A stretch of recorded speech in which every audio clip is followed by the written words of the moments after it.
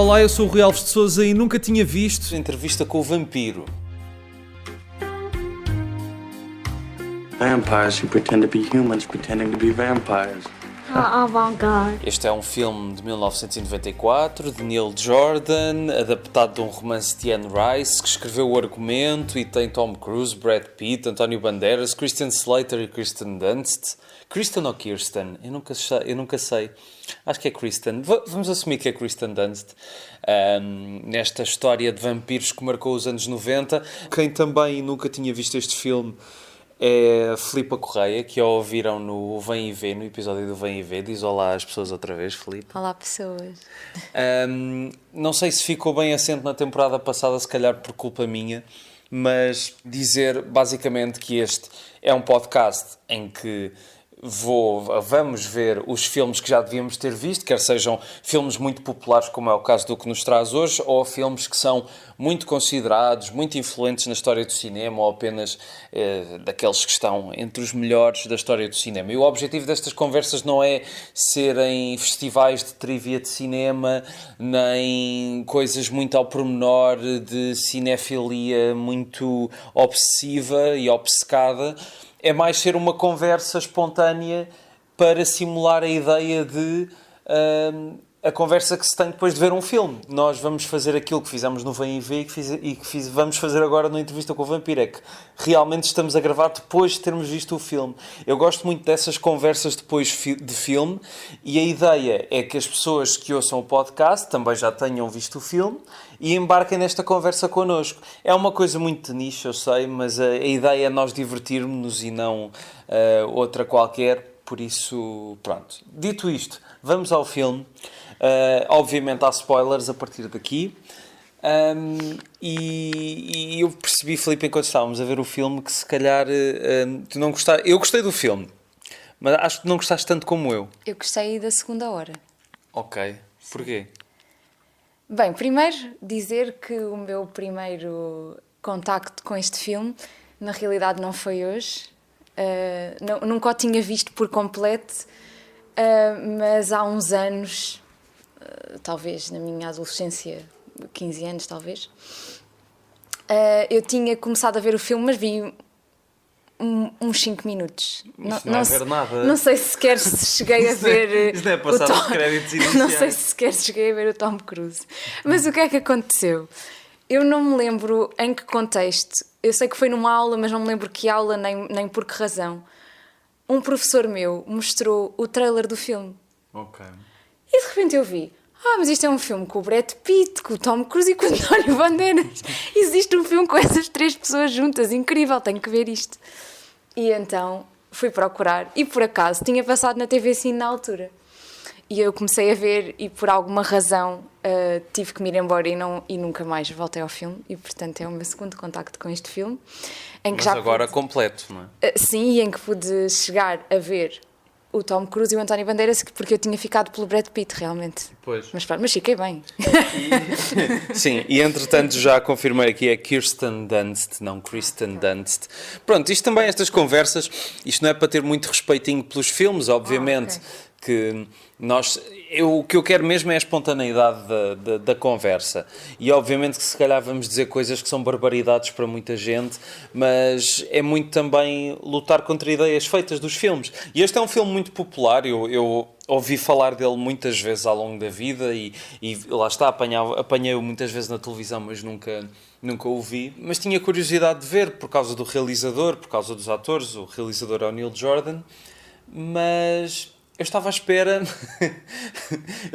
de muito mais homoerotismo do que o filme acaba por ter. Mas tu foste à procura disso? Não é isso. É aquela imagem que foi criada na minha cabeça de homens com cabelos compridos, com aqueles olhares penetrantes. Pensa que ia haver, não sei, mais algum romantismo. Mas o filme deu-me muitas outras coisas em troca. Eu não adorei o filme, mas acho que é uma peça muito curiosa de um cinema que é abertamente exagerado e oprático e que muitas vezes arrisca-se a ser risível, mas não tem medo de levar a sua ideia avante. E mesmo que possa não resultar em alguns momentos, admiro essa essa intenção. E admiro também a forma como esse universo foi transposto. É claro que, por exemplo, eu não sei se tu sentiste isso, mas eu senti muito que estava a ver a adaptação de um livro, porque o ritmo do filme às vezes parece que está a querer ser fiel ao livro e, portanto, eu senti ali algumas flutuações. Além de haver coisas que não fazem a porra de um sentido, mas pronto, estamos a falar de um filme de vampiros, não é? Não, mas respondendo à tua primeira pergunta, que eu não respondi... Pois não. Não faz não. Isto vai acontecer muito também. Eu não sei se dei como razão o facto de estar baseado num livro, porque também não me lembrei disso enquanto estava a ver o filme. Mas, para mim, a primeira hora foi muito eu já percebi. Pronto, eu já percebi que isto é a filosofia de porque é que existimos e qual é o significado disto tudo. E, de repente, quando tu passas a deixar de ter o peso da morte em cima, não é? O que é que fica, não é? Porque a morte acaba por dar algum significado à vida, no sentido em que, como tens um limite de tempo, não sabes qual é, mas ele existe, faz com que tenhas quase uma obrigação de fazeres alguma coisa com esse tempo, porque não o podes desperdiçar, não é? Ou pelo menos é assim que nós somos levados a crer. E isso, de certa maneira, acaba por fazer com que tu aproveites, ou deveria fazer com que tu aproveites melhor cada momento, não é? Porque nunca sabes o que é que vem a seguir. E aqui, de repente, deixas de ter esse peso e parece que a vida perde sentido, não é? Aliás, a luta do Louis, o filme todo é... Então, o Brad qual Pitt. é... Exatamente, o Brad Pitt. Qual é o sentido, então, de eu ficar aqui, Sim. não é? Pronto. E então ele decide, pelo menos na minha visão, embarcar numa viagem de mártir, em que ele acha que a forma de pagar o facto de ter eternidade é a culpa, é culpando-se, não é? Pronto, é tendo que viver com aquela culpa, ou seja, em vez de ele ter o peso da morte, ele passou a ter um peso da culpa, porque ele tinha que ter algum peso, é o que eu sinto. Não é? Criou esse peso. Mas eu acho que é isso que torna a primeira hora interessante do filme, é a dualidade, não é? Entre a personagem do Lestat, o Tom Cruise, e a do Louis. Porque o Tom Cruise claramente já perdeu qualquer barreira de moral e de ética e não tem vergonha nenhuma de matar a torto e a direito, muitas vezes até sem... Vemos isso no filme uma outra vez, sem sequer ser para o sangue, tirar o sangue da pessoa, não é? Ele é muito rápido a matar. Quando há a cena do Brad Pitt estar a tentar chupar o sangue daquela senhora mais velha, mas acaba por chupar o sangue dos poodles e aparece o Tom Cruise e torce o pescoço da senhora assim num ápice. E acho que essa oposição entre as duas personagens está muito, muito bem conseguida e para mim é das coisas mais interessantes do filme. E depois a Kirsten Dunst, que de facto entra, e eu não estava à espera, não sabia que ela entrava no filme, mas percebe-se logo que é ela, não é? Nós comentámos isso. Logo, sim. É muito a confirmação da personalidade do Lestat naquela criança, não é? E muita confusão se calhar pode fazer a muita gente ver uma criança a ter atitudes tão cruéis. Mas essa dinâmica não humana, porque não são personagens humanas, mas essa dinâmica de personagens é muito, muito, muito interessante. E pronto. Sim, mas eu acho que se perde. Sim, perde-se. Durante aquela hora e depois começa a baixar muito o ritmo. E só quando ela o mata ou tenta matar, não é? Porque no final ela não conseguiu. É que a coisa volta ao de cima. É que aquilo de repente ganhou... Porque essa... Pronto, eu também já vi muitas coisas sobre vampiros e com vampiros e... Tu encontraste até aqui a soma de referências de outras coisas, não é? Porque a conversa é sempre a mesma, no fundo, não é? Quando tu tens... Ou seja, o lidar com o vampirismo é lidar com o facto de haver uma pessoa que é eterna. E as perguntas são sempre as mesmas. Pronto, quer dizer, as questões que se colocam e depois... Pronto, o vampirismo traz outra coisa, que é... Isto é uma espécie predadora, não é? Pronto, é uma espécie predadora e alimenta-se de humanos. Pronto. E isto são pessoas, ou eram pessoas, que agora se vão alimentar de outras pessoas para poder viver. Sim. Pronto, eu acho que é sempre aquela dualidade de... até que ponto é que tu ainda queres ser humano, o que é que faz de ti um ser humano, não é? E sendo tu agora uma espécie predadora, até que ponto é que isso faz de ti um monstro? E se, por essa ser a tua natureza, tu tens que o ser obrigatoriamente e não o podes contrariar? Sim. Pronto, e essa é sempre a luta. E eles estão muito a bater naquilo o tempo todo, não é? Sim, mas eu não senti que isso fosse problemático para mim. Eu não senti que o filme parasse e arrancasse por causa disso. Até achei essa parte bastante fluida, culminando, não é? Nós estamos a dar o filme todo, portanto, obviamente, eu avisei no início spoilers, portanto, enfim. Mas toda a cena do teatro, não é? Que tens o Brad Pitt a dizer monstruosidade, monstruosidade, porque aquilo de facto eles estão a fazer um espetáculo a sacrificar uma pessoa à frente de um público que não sabe como reagir àquilo. E todas as questões mas que não sabe que é real.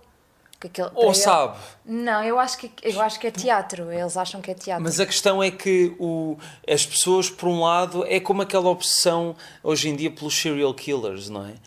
Aquelas pessoas estão fascinadas por aqueles seres que não são iguais a elas e elas no fundo sabem e têm aquela curiosidade mórbida. E o que eu sinto daquele público é, eles não sabem se aquilo é falso, mas também não sabem se aquilo é verdade. Não, eu acho que eles escolhem acreditar porque eles não poderiam estar a ver uma coisa daquelas se fosse verdade, não é? Portanto, eles preferem acreditar Sim. que aquilo que não é real. Mas eu acho que ficam na dúvida, ou seja, preferem não pensar. Sim, é mais isso. exato. Quando aquele público sai do teatro sem bater palmas, portanto, é um público que ficou muito aterrorizado com o que viu, não é? Sim. E a própria encenação que eles fazem do sacrifício é muito, muito visceral, não é? Sim. Acho que não deixa nada à imaginação, porque tu vês a diferença entre o momento anterior, quase quadro de revista, até com sangue feito de... Sim, sangue falso, não sei se aquilo eram serpentinas, sim, ou uma coisa parecida. Sim. Para aquilo, de facto, é uma diferença muito grande. Mas há uma coisa... Pronto, isto é um pormenor, mas... Porque raio é que eles ficam com aqueles penteados quando se tornam vampiros, não é? Eu acho que mais do porque que isso... Porque é que o Tom Cruise parece o André Rieu e por aí, mas pronto. Eu acho que mais do que isso, a pergunta que para mim fica sobre este filme é... ou seja, de onde é que vêm as unhas? Sim, as unhas. O vampirismo provoca unhas, eu não consigo Eles não precisam perceber. das unhas, não é? Não, até porque ele usa uma espécie de dal, vou-lhe chamar assim, não é? Ele usa uma espécie de dal para poder arranhar, portanto, claramente o objetivo das unhas não é para isso. Portanto, eu não consegui perceber, mas todos eles tinham unhas incríveis e, portanto, fica a dúvida. Sim. Será o vampirismo, será uma coisa da altura? Não, e claramente, se calhar a Anne Rice pôs ali muitas referências que lá os fãs do livro vão entender. Pois. Mas há uma coisa que eu gostei e provavelmente é culpa dela ser a autora da adaptação. Tem ótimos diálogos. Há muitos diálogos bons Concordo. neste... E há também, porque lá está, a tua suspensão de descrença já está tão vulnerável e mesmo assim eles não se importam de meter ali bocados de comédia assumida. Não é involuntária, mas dali das dinâmicas entre as personagens e que tornem isso ainda mais curioso para mim. E a dinâmica entre o Lestat, o Louis e a rapariga, que eu agora não me estou a lembrar do nome. Camille? Claudie? Qualquer coisa. É a Cláudia Cardinale. Mas é curioso. Lá está, fazem aquela espécie de família, não é? Portanto, o Tom Cruise, a personagem do Tom Cruise tinha a intenção de ter alguém. O Brad Pitt tem pena daquela criança e se calhar o primeiro impulso dela é matá-la porque vai crescer sozinha, não é? Eu acho que não é só... O que é que disseste que ele tinha o quê pela criança? Tinha pena? Sim. Eu acho que não é pena, acho que é culpa, não é? Ele matou-a. Não, mas ele quando chega lá à casa, a miúda está a olhar para o cadáver da mãe, não é? Sim, está agarrada a ele. Está agarrada a ele. E ele mata, ou seja, ele sente compaixão por ela por causa disso, porque ela vai crescer sozinha num mundo horrível. Sim, no fundo ele arranjou uma forma, porque ele mata porque consome o sangue dela, não é? Sim. Pronto, ele arranjou uma forma de não se ter que sentir mal por matar aquela pessoa porque lhe está a fazer um favor, porque ela não queria ser feliz, porque não tem a mãe, não é? Ou seja, é uma coisa retorcida, não é? É uma desculpa que tu inventas, aquilo não é real, aquela criança pode perfeitamente ser feliz noutro sítio qualquer, ele Arranjou uma desculpa, pronto. Sim. E eu acho que é essa culpa que ele depois carrega, como se lhe devesse alguma coisa agora. Sim. Ele deve-lhe alguma coisa, porque ela torna-se um monstro. Exato. Sim, é terrível. Ela sucumbe completamente à natureza dela. E que é um ótimo desempenho da Kirsten Dunst, não é? Sim. Aliás, ela 7 ou 8 anos depois estava a fazer o Homem-Aranha e já era muito mais crescida. Sim. Mas acho que ela aqui já de facto mostrava que era uma atriz extraordinária. Poucos anos depois também fez As Virgens Suicidas, que nós vimos há uns tempos e se calhar até podia ser um Imperdoável também, porque é um filme muito, muito conhecido. Mas quero só realçar outra vez o estilo operático do filme, porque foi uma coisa que me seduziu bastante. Eu gosto de exageros, eu gosto de floreados, gosto muito deste uso de visuais maiores do que a vida e movimentos, e creio que metade dos momentos em que os vampiros voam não eram necessários, só fizeram isso para aumentar ainda mais a carga dramática. Sim. E eu acho isso muito... É exuberante. E isso é muito, muito curioso, de facto, visto no cinema. Este filme deve ser outra coisa, até porque a banda sonora ajuda muito, não é? Uma banda sonora muito intensa. Sim, começa logo bem. A primeira música é muito boa. E ela chama-se Cláudia. Pronto, eu sabia que era com C. Sabes que se calhar alguém que nos está a ouvir, entretanto, foi ao IMDb a ver, à espera de nos dizer qualquer coisa, mas não vai dizer porque isto está gravado. Eu também fui e vi. É que eu já fiz isso em podcast às vezes.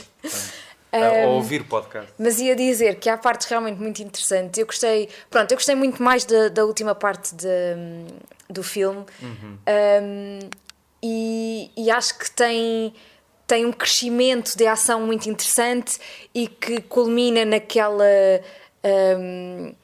ou seja, quando eles vão perseguir a Cláudia, ou seja, porque eles acham que a têm que matar por ela ter morto um deles, não é? Portanto, ou seja, é como se fossem julgá-la, no fundo.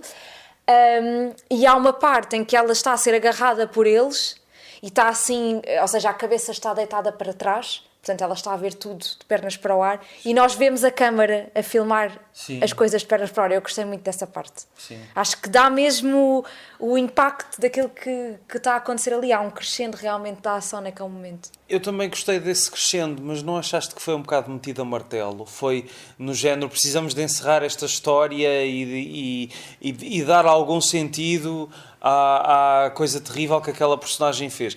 Porque, não sei, porque depois a personagem do Tom Cruise afinal nunca morre, não é? Ele volta dos crocodilos, ele volta de ter sido queimado. Mas pronto, dos crocodilos eu ainda acho que fazia sentido, porque se eles se bebem sangue de animais faz sentido. Mas esta última não, até porque última não sei bem, toda a questão, ou seja, os próprios vampiros não conseguiam ter a certeza que o Lestat tinha morrido.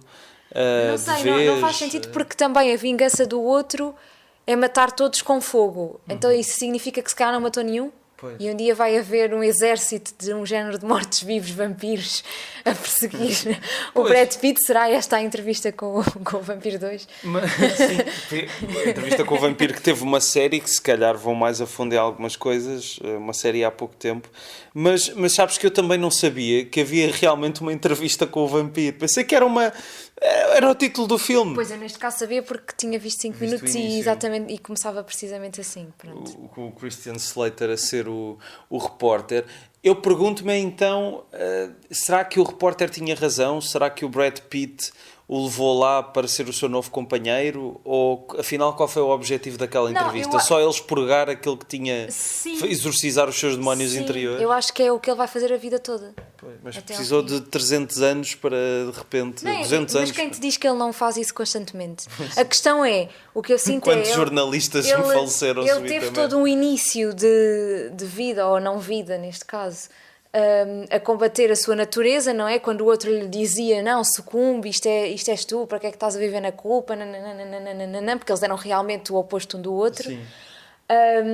Depois, de repente, enfrenta a morte de alguém que é querido pela segunda vez, não é? Que ele já tinha enfrentado em vida, porque também lhe tinha morrido a mulher e a filha, e agora de repente morre esta filha substituta, porque no fundo eu acho que é o que ele sente sempre, não é?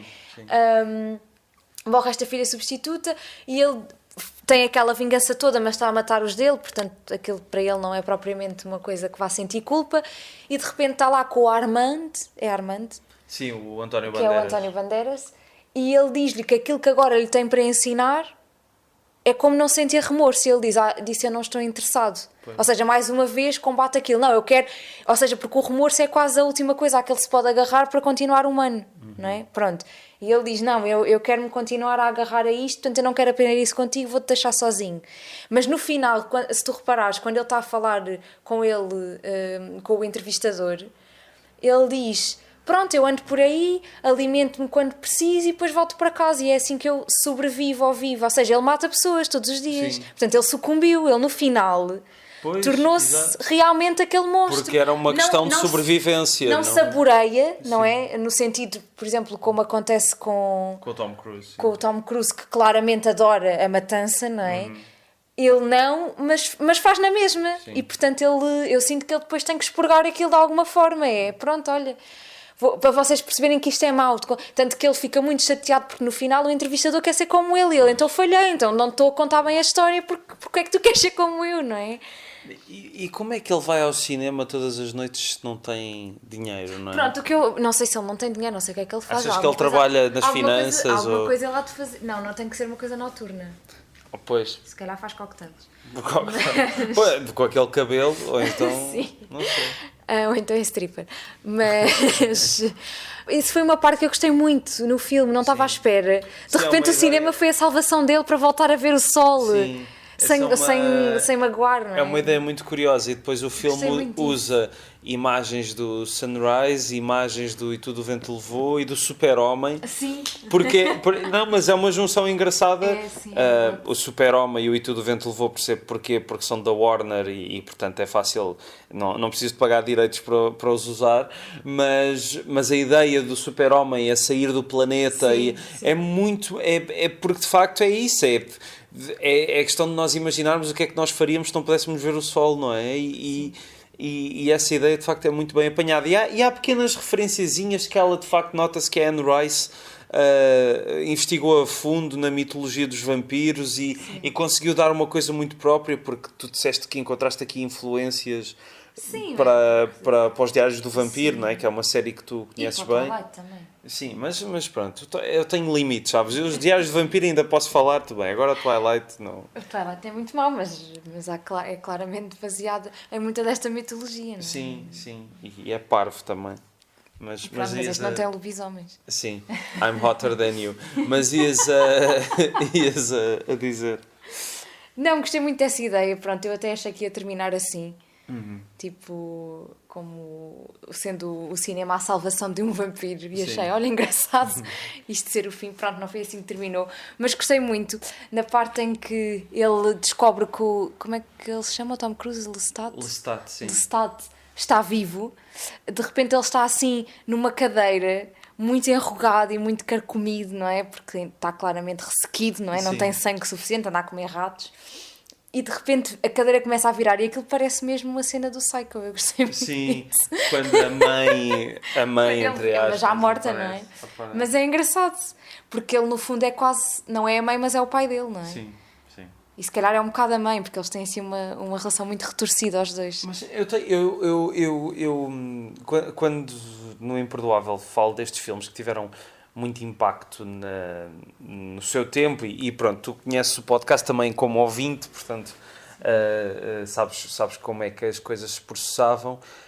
Eu fico sempre muito curioso de perceber como é que as coisas eram vistas na altura, ou seja, há coisas aqui de efeitos que envelheceram melhor do que outras.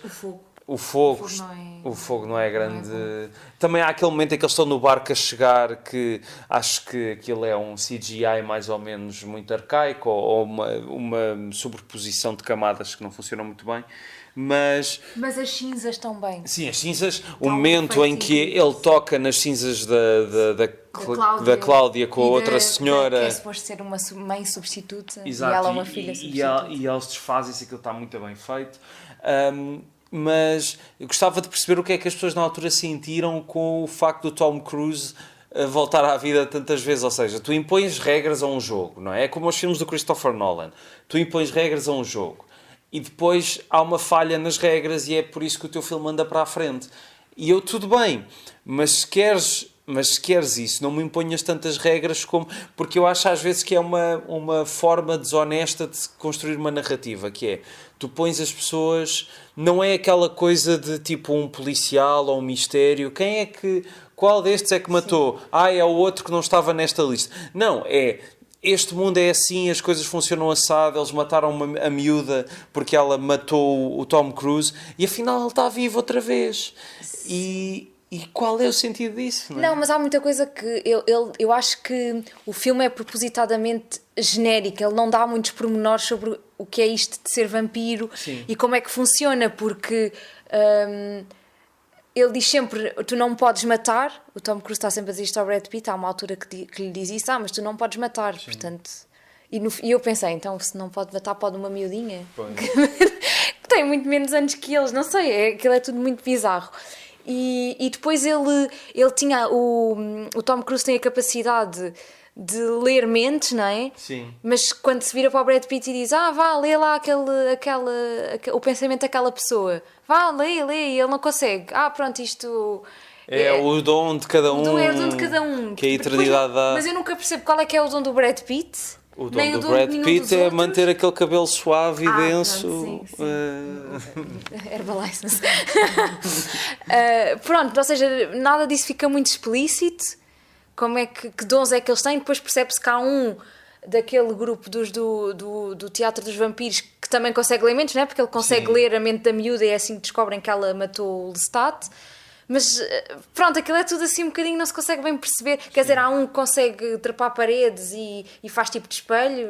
Não sei se isso é o dom, não consigo perceber. O dom de ser estúpido. É tudo um bocado genérico, não se percebe bem as regras. E depois, ele também diz a uma certa altura ao Tom Cruise, pelo que eu percebi, não sei se percebi mal, mas pareceu-me ele dizer que ele era o único que tinha aquele dom de poder criar outros vampiros. Porque ele numa certa altura está a falar com a Cláudia e diz isso, mas...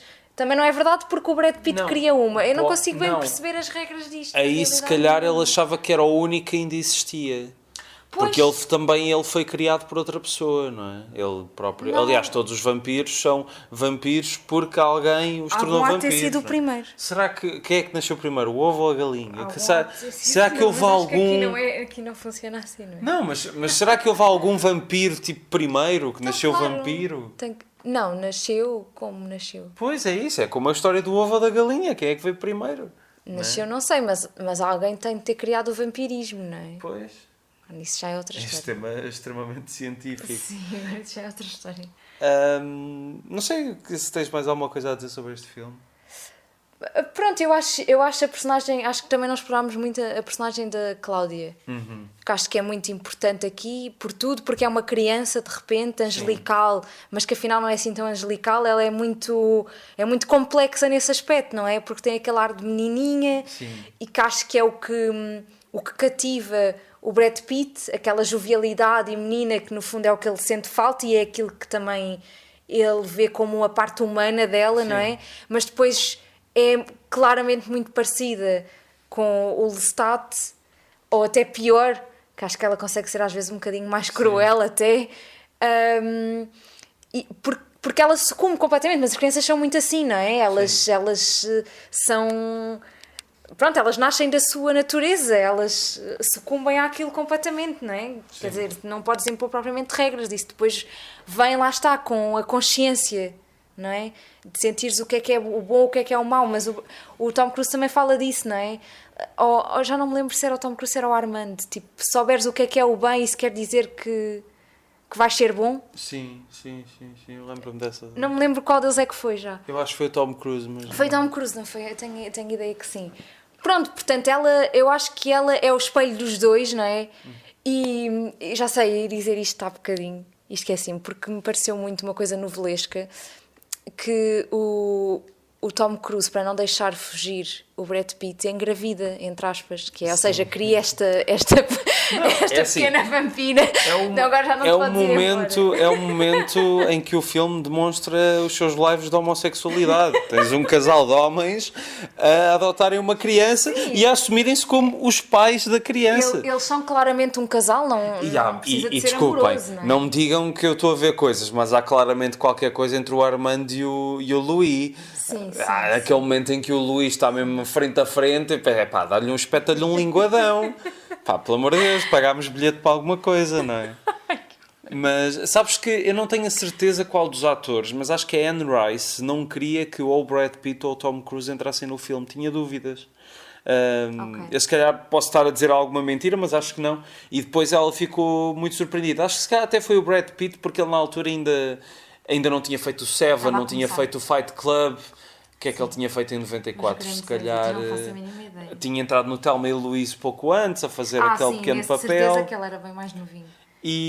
Mas pronto, estava longe ainda de ser o ator. ator. Dele, E eu acho que ele também melhorou com o tempo. Eu, por exemplo, acho que a prestação dele aqui tem algumas debilidades de não sei se por ele não estar 100% por vezes no papel ou porque não, o ar cândido dele às vezes é demais. E se calhar não foi bem temperado, digamos assim. Mas quando funciona bem. E o momento no cinema e do final é caso disso. Pois é isso, porque ele demonstra muito. Aliás, quando ele tem a sua vingança, não é? Que é uma coisa que não faz parte da natureza dele. Acho que ele aguenta bem a personagem aí. Vê-se mesmo que ele... Crueldade, né? Ele mata aquelas pessoas, ou aqueles vampiros, não pessoas, a sangue frio, porque elas estão a fugir dos caixões em chamas e ele está ali a degolá-las e a cortá-las ao meio, sem piedade. Lá está, porque ele justificou aquilo na mente dele e, portanto, não há por que se sentir culpado. Portanto, ele tem também essa... No fundo, todas as personagens, ou seja... A jornada delas é o que é que eu estou aqui a fazer e como é que eu vou agora tolerar a eternidade. E cada um escolhe um caminho diferente. Acho interessante que a Cláudia também tenha percebido que não podia, ou seja, já não tinha o Lestat porque ela própria o matou, ou seja, ela não quis que ele fizesse parte da vida dela.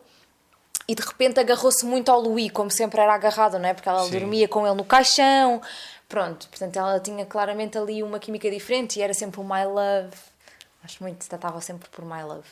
E quando percebeu que se calhar ele não ia estar lá para sempre, precisou automaticamente de arranjar alguém, não é? E quis arranjar uma mãe substituta, muito entre aspas, que foi arranjar uma mãe que tinha perdido também uma filha, não é? Portanto, aquilo era o melhor dos dois mundos, vá. E pronto, e morrem as duas agarradas uma à outra, também é uma imagem muito dramática. Mas é interessante, pronto, a forma como ela foi escolhendo fazer as coisas e é interessante perceber a luta dela quando percebe que não vai crescer, que não vai ser mulher, não é? Ela de repente tem aquele confronto com o corpo de uma mulher adulta e diz várias vezes eu quero ser como ela, tanto que mata e leva o corpo para casa. E acho que isso também é uma parte muito interessante do filme.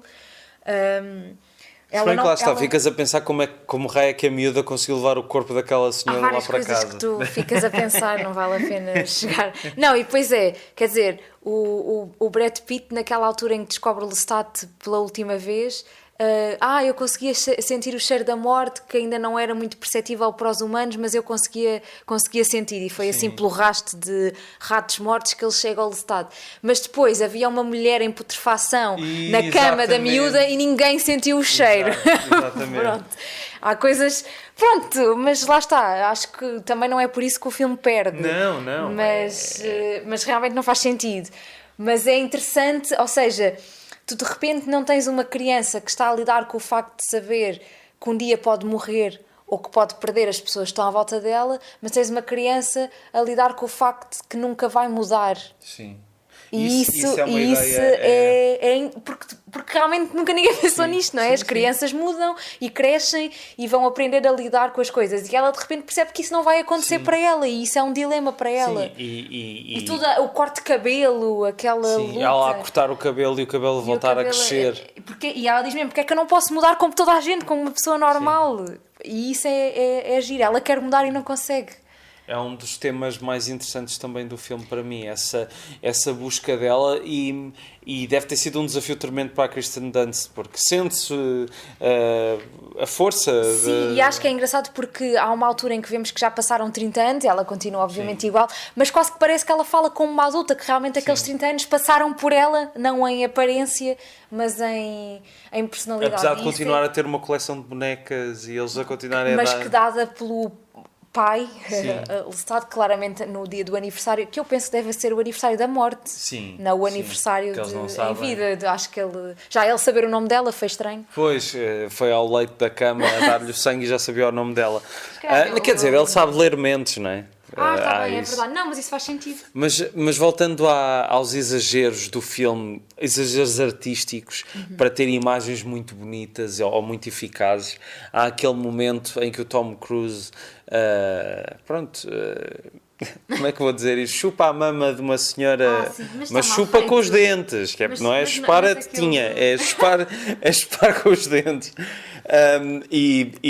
Mas aquilo é estranho. Um microsegundo depois, de repente ela já está cheia de sangue até aos pés. Que é uma imagem muito bonita, não é? E o problema é que não é o sangue que está a descer, é claramente a câmara corta para... Ela já está com o fato todo, com o vestido todo sujo. Mas nem se vê dentes na roupa, porque assim, ela tinha muita roupa até. Sim. Quer dizer, eles têm o Na corpete, altura, depois têm...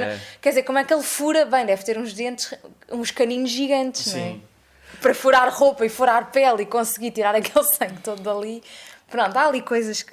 Pronto, é o que é. Mas dá uma bonita imagem, de repente veres ali o vestido com aquela mancha de sangue, e depois é interessante, a rapariga não percebe logo fica... que está com sangue, está naquela coisa toda do prazer, e só depois é que olha para baixo e fica em pânico.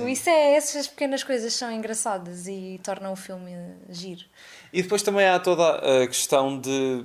Em que tempo é que este filme começa, não é? Fala-se em plantações de algodão, fala-se de escravos. Eu acho que isso não é, se calhar, explorado de forma tão interessante no filme. Se calhar a série, e tendo em conta os tempos que correm, devem falar mais nisso. Mas é curioso esse contexto e não outro, porque é um contexto cheio de tensões, não é? O Lestat tem vários escravos, não é? A mãe dele. Não era o Lestat, era o Louis. Porque aquilo Louis. era a herdade dele. Pois é, tens razão, aquilo era a herdade dele. Pois é. Tanto que ela vai lá dizer: estou muito preocupada consigo, e é quando ela mata, não é? E que acho que é ali que também que se dá o meu Deus, sou mesmo um monstro, é quase como ver o monstro ao espelho, não é? Mas aquilo era... Aliás, no fundo, o Lestat queria ter aquilo, não é? E, portanto, criou e ele dizia sempre que isto era a nossa casa e eram as nossas coisas, mas aquilo era do Louis, não era dele. Sim, tens razão. Mas... É o que dá a falar assim à toa. Pronto, porque eu ao início também fiquei confusa. Eu só percebi realmente, depois isto é tudo do Louis, quando ela falou com ele, porque ele dizia sempre: isto é nosso, tu não sabes a sorte que tens em termos esta casa, ou seja, como se fosse ele que lhe tivesse dado aquilo. Como a dinâmica entre eles dois também é uma dinâmica de poder, não é? Mas completamente. Também o Lestat acaba por se sobrepor no próprio universo do Louis. No mundo dele, sim.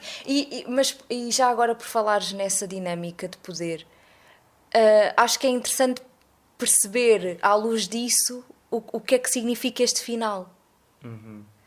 Porque tu tens o Louis a admitir no final da entrevista que nunca mais soube do que é que aconteceu ao Lestat, não é? Sim. Ele diz: não sei o que é que lhe aconteceu, pronto, eu saio à noite como pessoas e volto para casa e é assim que eu vivo a minha vida. Mas o Lestat, afinal... E de repente o Lestat está precisamente no carro, porque ele está no carro, não é? Estão no meio de uma ponte, está precisamente no carro em que estava o entrevistador. Sim. E põe uma música dos Rolling Stones. Portanto, o que é que isto significa? Pode significar várias coisas. Ou ele anda a persegui-lo sem ele, ou seja, ele, Lestat, anda a perseguir o Louis sem o Louis saber. Ou o Louis está em complô com o Lestat, uma vez que, entretanto, também já assumiu a sua natureza. Eu acho que não. Eu acho que ele próprio se fosse assim, acho que ele não teria feito aquela entrevista e não teria falado daquela forma como falou. Mas às vezes desiludido e cético. Eu acho é que o Lestat, ao reencontrar o Louis, não sei quantos anos antes, não é? 4 ou 5 anos antes, que aquilo é 88 ou 89, o filme é de 94, que ele ganhou uma nova motivação e foi aos poucos sim, isso recuperando... claramente ele, era isso que ele procurava Agora, no há Louis. uma coisa... Aliás, era isso que o Armand procurava no Louis Sim, também, não sim. é? Todos eles procuram-no para ter mais vivacidade, não é? Há mesmo esse termo ao longo do filme. Agora, há aqui uma coisa também que nesse último momento do reencontro entre eles os dois, que o Lestat diz, estas luzes são piores que a luz do sol. Sim, estás em 1988, essas luzes já existem há décadas, não são uma novidade. Não, mas eu sinto que ele diz isso mesmo como se fosse uma tormenta que ele tem todas as noites. Epá, mas entanto passaram-se quê? Décadas desde que inventaram a eletricidade, Sim, amigo. mas quer dizer, não sei, ele está ali Não, há quanto isso tempo, como é que ele chegou ali? É daquelas coisas dos filmes em que põem eu... as personagens muito chateadas por uma coisinha que claramente, se as coisas fossem reais, não. Mas o que eu é acho que isso interessante interessa? é, eles têm claramente... Quer dizer, não sei se é codependência, porque não sei se é mais o Lestat que é dependente do Louis ou se o Louis também tem essa dependência São do Lestat. coabitantes um do outro. Mas não é... Existe... É recíproco ou é só de um lado? Pois. Porque eu fico sem saber, e aquilo que me dá... Aquilo que eu pensei assim que vi o Lestat a agarrar o pescoço do entrevistador foi... eles estão em conluio e é tipo... O Brad Pitt agora está a arranjar comida, vai, entre aspas, para o Tom Cruise. Percebes? Dá-me um bocado de ideia que aquilo é assim uma coisa mesmo retorcida dos dois. Mas por que raio é que ele vai perder tantas horas por noite a explicar a pessoas as tuas Não, mas eu não estou a dizer que acontece sempre da mesma Foi maneira. só porque sim, não é? Não estou a dizer que acontece Olha, sempre da este mesma é maneira. Aquele era um repórter. jornalista, sim, Isto é pronto. repórter, vou aproveitar. Pois, Mas se porquê calhar, que ele de repente está no carro daquela pessoa Sim. e de repente está a ouvir e depois também gostei muito, pronto, no final acho que o Tom Cruise faz aquela personagem muito bem e assume-a muito bem. No final está a dizer, lá está ele a lamuriar-se, ele lamuria-se muito, estou farto de ouvir isto, há séculos que estou a ouvir isto, já estás cansado, não? Isso é muito engraçado, mas, ou seja, o que eu sinto é, eles vão estar sempre juntos. Sim. Não é? Sim, e o Tom Cruise vence sempre, não é? Está sempre em cima. Não é? Pronto, Salve porque ele seja. renasceu das trevas literalmente e várias vezes. Várias vezes, ele é o demónio em pessoa. E portanto o que eu sinto é que ele sucumbiu àquilo e sucumbiu a ele também. Sabes que eu acho que o Tom Cruise também é daqueles atores que as pessoas tardaram em reconhecer o potencial dele. É assim, ele claramente é dos últimos atores que pode dizer que é uma estrela, não é? É um ator que, independentemente do que faça, o nome dele vende, e isso é uma estrela. E ele, nos anos 90, teve várias experiências interessantes a forçar as barreiras do que é que ele podia fazer enquanto ator. Já nos anos 80, e nós vimos há pouco tempo um dos primeiros filmes dele, o Risky Business, e é um filme muito interessante vê-lo hoje, porque é uma metáfora muito, muito sarcástica e cínica sobre o capitalismo e sobre o futuro dos miúdos. E ele está muito bem. É um filme muito interessante. Mas ele nos anos 90 foi o Nascido a 4 de Julho do Oliver Stone, que me marcou muito em miúdo. Não sei se voltaria a gostar desse filme hoje, mas na altura marcou-me. Tens o De Olhos Bem Fechados, não é? Do Kubrick, nessa altura. E depois ele também aos poucos já estava a construir a sua carreira enquanto ator de ação outra vez, com o Missão Impossível. Eu sempre o conheci, foi como... E se bem que, por exemplo, a mim o Tom Cruise é também o tipo irritante da Cor do Dinheiro, que é um filme do Scorsese em que ele faz de aprendiz do Paul Newman e tem uma popa gigante e é muito irritante. Mas fora isso, acho que é um ator de facto tem uma força tremenda e nota-se muito neste filme que ele jogou os dados todos aqui, não é? Jogou as cartas todas e faz um papelão mesmo. Mas vê-se que ele se consegue perfeitamente transfigurar nas personagens que faz, isso já se viu em vários filmes, e que se dá completamente àquela personagem e que se diverte, porque isto acima de tudo também é uma personagem muito divertida de se fazer, não é? Porque tira completamente o dramatismo do que é ser um vampiro, ao contrário do que acontece com o Brad Pitt, tem todo o dramatismo nele e é tipo, o que é a parte gira e divertida de ser isto? E ele é completamente, e é muito engraçado, e depois é engraçado quando ele vê na Cláudia aquela pupila, não é? Como ele até lhe chama. a ensiná-la a tocar piano e a ficar chateado porque ela matou uma pessoa, mas está chateado não é porque ela matou uma pessoa, é porque ela matou a costureira. Sim. E porque matou o pianista e porque matou... E isso é muito engraçado, ele de repente como figura paternal é engraçado, eu gostei de vê-lo. Eu apesar de gostar do Tom Cruise enquanto herói da ação, e ele, além das Missões Impossíveis, fez outros filmes curiosos, como o Relatório Minoritário, que é mais ficção científica, mas também tem muita ação. Eu tenho saudades deste Tom Cruise que se desafiava a si próprio. Sim. Que acredito que possa ter sido um processo difícil para ele, e há muitas histórias, por exemplo, à volta do filme do Kubrick, enfim, aquilo é todo um poço sem fundo do que é que o Kubrick terá feito à cabeça do Tom Cruise, e etc. Mas o Kubrick fazia muitas coisas à cabeça de muitos atores. Sim. Não é o Tom Cruise. Mas tenho pena que, pronto, percebo e gosto de o ver no Top Gun e nos Missões Impossíveis, mas tenho pena de quando ele próprio também queria ser outra coisa.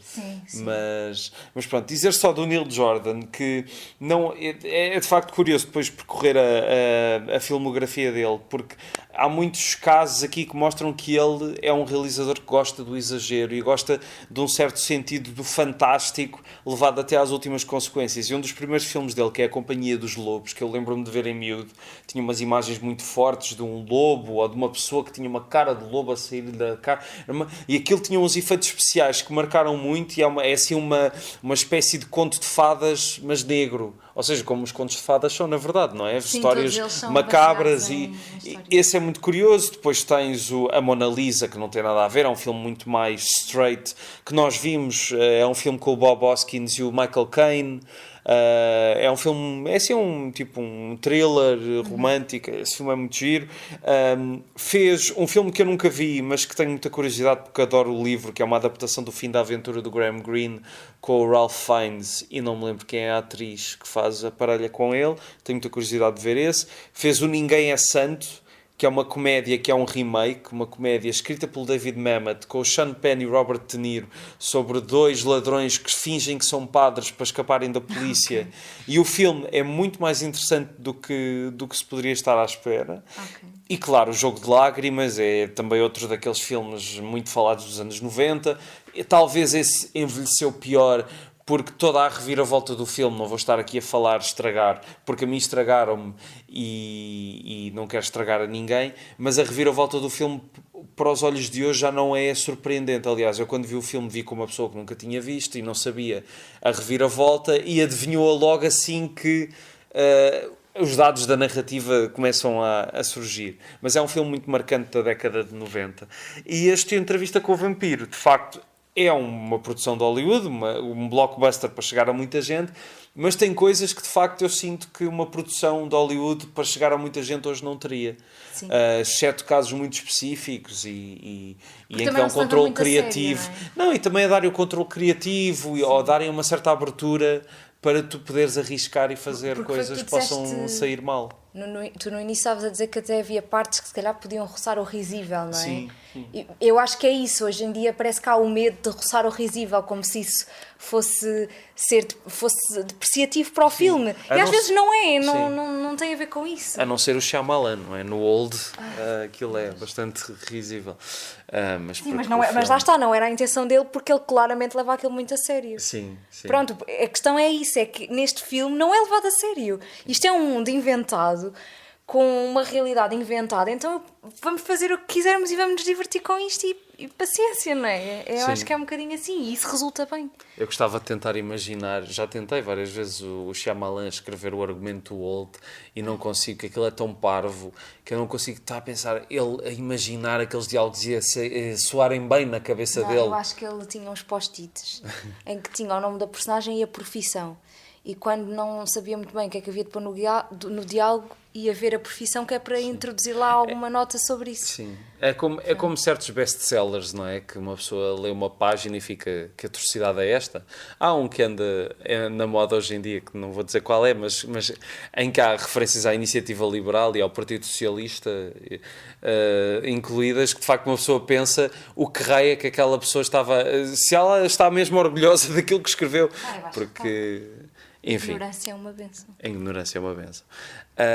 Pronto, se calhar fechamos por aqui, não é? Já vamos em quase 50 minutos, se calhar. Mas falta uma parte muito importante, eu vou deixar-te pensar sobre isso.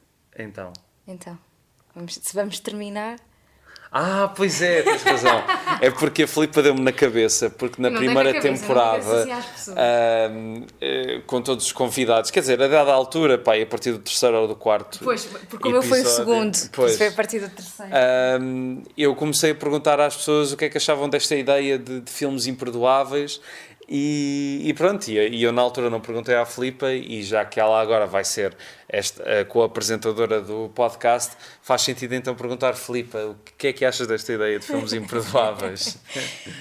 Olha, Teve vários meses para pensar vários nisso. meses, mas por acaso não pensei durante estes meses todos. Mas houve há uns dias atrás, estava a pensar, é que agora chateei-me tantas vezes que ele não me fez a pergunta. E agora ele vai-me fazer a pergunta e eu não vou ter nada para responder. Quão triste. Sim. E então comecei a pensar, não, tenho que ter aqui uma resposta inteligente. Porque às vezes é mau pensar-se nessa... Pode correr pior. Mas comecei a pensar muito o que é que isto significava para mim de imperdoável, porque eu não sou cinéfila, não é? Eu vejo filmes porque sempre gostei de cinema, porque sempre gostei de magia e acho que o cinema é magia, sempre foi, para mim sempre foi. E pronto, e porque entretanto comecei a ter uma relação também mais próxima com o cinema, porque entrei neste mundo da representação e pronto, e descobri outras coisas lá no meio. Sim, porque eu não disse no início, mas a Filipa é atriz. Pronto.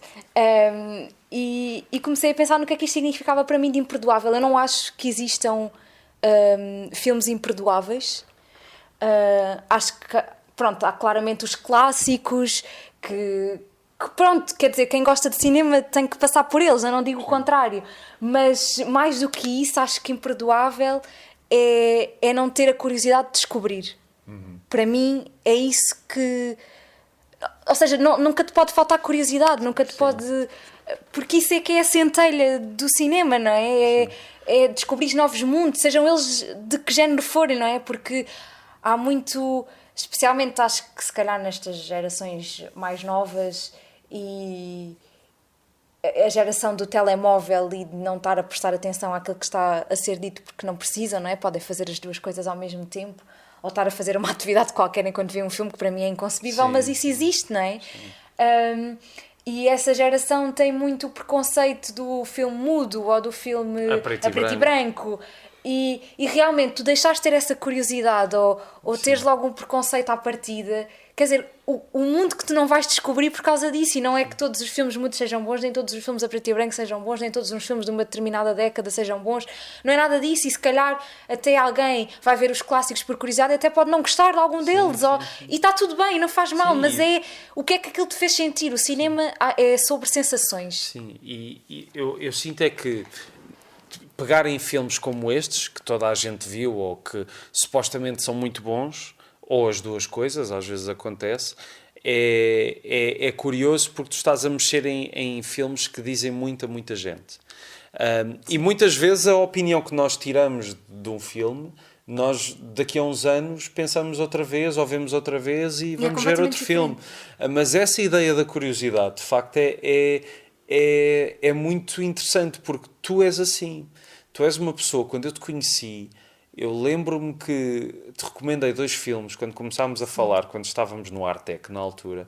2 filmes completamente dispares que estavam na Netflix, que era Foi uma Mulher que o Perdeu, de Marcel Carné, e As Coisas da Vida, do Claude Sauté. E eu dei-te essas dicas de filmes a pensar, ela nunca vai ver isto, estamos só a meter conversa. Isto não... Mas tu viste os filmes nessa noite ou na noite a seguir. Sim. E um a seguir ao outro, e mandaste-me um áudio a falar desses filmes. E eu fiquei na altura, de facto, de que é que serve tu teres um grande conhecimento se tu não tens essa curiosidade? Sim. Por outro lado, também acho que não serve de nada àquelas pessoas que só vão ver, que preferem ter todas as referências boas. Exato. E não terem mais nada, porque é muito importante o entulho, é muito importante tu veres coisas que não são muito faladas, é muito importante perceberes o que é que motiva a tua curiosidade, que seja para lá de rankings e etc. É isso, porque o que eu sinto que... Pronto, este mundo da crítica de cinema, não é? É muito... Gostamos ou não gostamos? É bom ou não é bom? Acho que não diria a crítica, mas percebo, sim. Mas se calhar até mesmo o que estamos a viver agora é tudo muito sobre rankings, seja no cinema, seja noutra coisa qualquer, não é?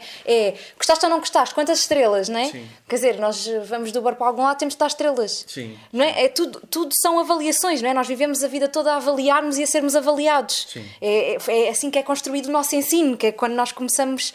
A nossa experiência de vida é onde começamos a ser educados e onde começamos a crescer. Portanto, tudo é... Ou seja, parece que tudo tem que ter uma avaliação, não é? Sim. As coisas funcionam com avaliações, não é? Se tu vais a um hotel, tens que avaliar e depois outros vão a esse hotel porque vão ver a tua avaliação. É tudo. Exato. Funciona assim. E o cinema, assim como outras coisas, mas pronto, aqui estamos a falar de cinema, não é nada sobre isso. Não.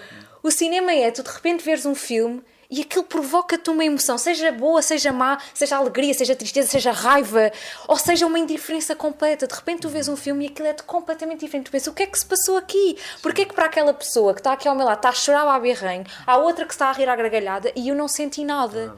E isso é incrível. Sim. O que desperta nas pessoas é incrível. E é incrível que se calhar tu vais ver este filme daqui a 5 anos e se calhar também estavas a chorar como estava aquela senhora ao teu lado naquele dia. Sim. E tu ficas, olha, agora vi o que aquela senhora viu e eu na altura não vi. E o cinema é isso, o cinema é descoberta. E tu às vezes tens de ter curiosidade não só por aquilo que ainda não viste, mas por aquilo que já viste. Sim. E voltar a ver e rever e reconsiderar. E o que é que eu perdi? Agora, só dizer uma coisa em relação ao que tu disseste de estes miúdos hoje em dia... Pronto. Eu sinto... Mas é uma coisa geracional. Muitos crescem com telemóveis na mão. Sim, e com mas eu acho que a falta de curiosidade da maior parte das pessoas não é de agora. Sempre existiu. Sim. Percebes?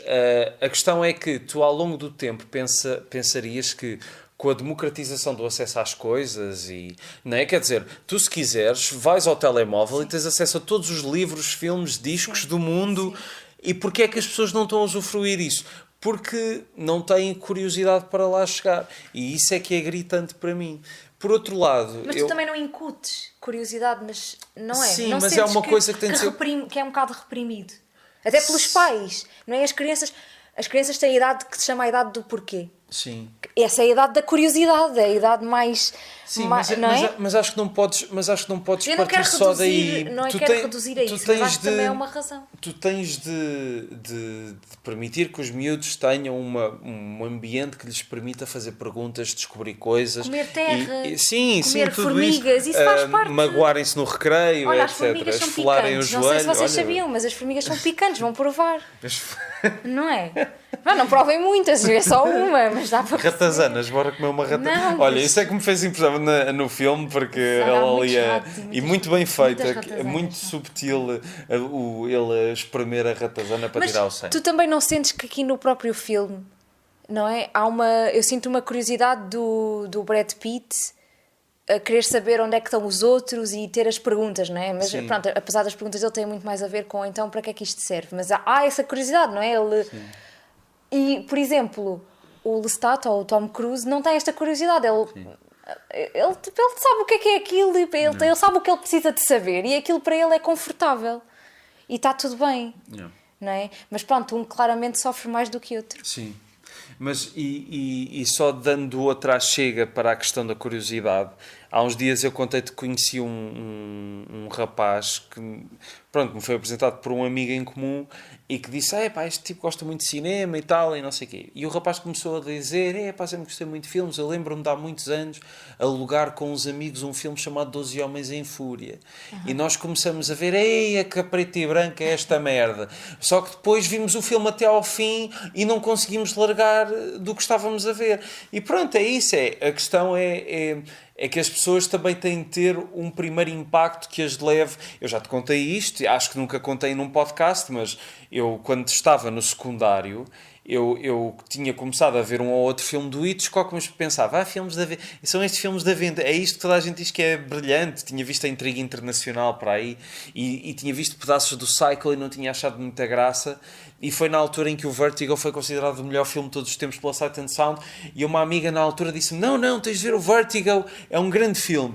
E eu fui ver, e de facto era um grande filme, e fui ver não vi ainda tudo do Hitchcock, há muitos filmes mudos miúdos que ainda não vi, e alguns sonoros do início, mas varri quase tudo do Hitchcock, e o Psycho adoro, vários filmes dele já vi mais do que 2 ou 3 vezes, ou mais até, e pronto, é isso, é tu teres o impacto, como por exemplo, também há coisas que tu achas a vida toda que não vais gostar, e depois um dia percebes, não, espera aí, isto tem aqui qualquer coisa. E é isso, esse sentido permanente de descoberta e sentido de curiosidade é mesmo muito, muito importante. E, de facto, deve ter sido a melhor resposta à pergunta deste podcast, foi essa. Porque eu sinto que as pessoas, e nós já estamos a alongar e temos de ir dormir, que amanhã é dia de trabalhar, mas eu sinto que as pessoas, e também a frustração de ter de lidar com toda a gente, que as pessoas, esse filme é imperdoável, esse filme é que é mesmo imperdoável, não há filmes imperdoáveis, sim. Tipo, sim, é só uma ideia, é um motor para eu ir ver estes filmes, ponto final. Mas as pessoas parece que se focam nos pormenores. Sim. Agora, lá está, eu deixei estes filmes para trás e vi muitos outros, se calhar há uns que podia já ter visto, outros que não tive coragem, como o Vem e Vê, não é? Foi um filme que andei a adiar anos e anos e anos, e se não tivesse sido o podcast, eu ainda não o tinha visto quase de certeza. Sim. E pronto, a curiosidade é muito importante. E é isto. Não sei se queres dizer alguma coisa para fechar. Acho que terminamos assim. É com curiosidade que se entrevista vampiros. É isso. Queres pescar o olho, como o José Rodrigues Santos? Acho que as pessoas não vão ouvir. Espera, vou pôr o gravador muito perto do teu olho. Faz lá outra vez. Bater de pestana. Exato, pode ser. Não sei se ouviu alguma coisa, mas pronto, é assim, vá.